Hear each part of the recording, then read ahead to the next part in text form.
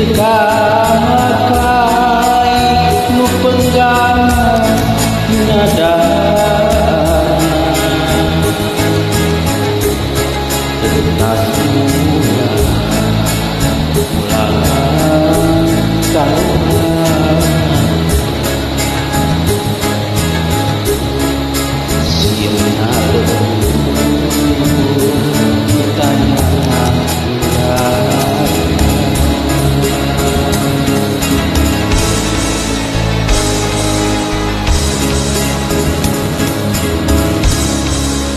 di dunia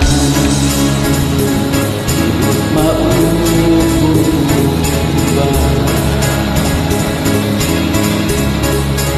berubah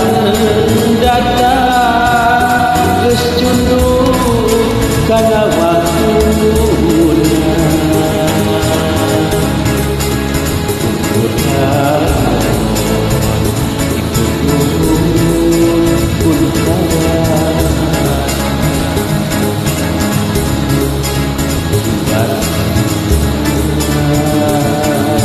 bila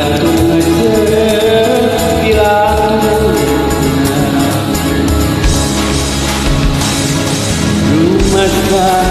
di alam dunia sok geni lampah doa terpayung leber kasunya dunia nandangan denara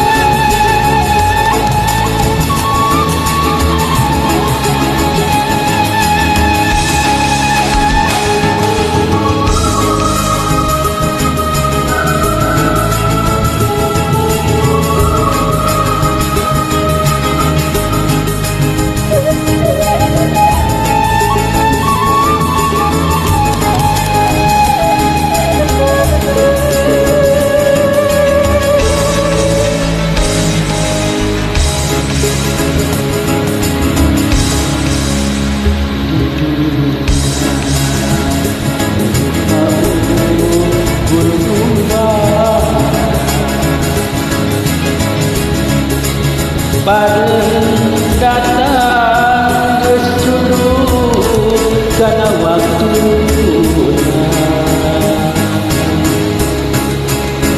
Quran dipundhut pun kalah jiwa bila jeung balik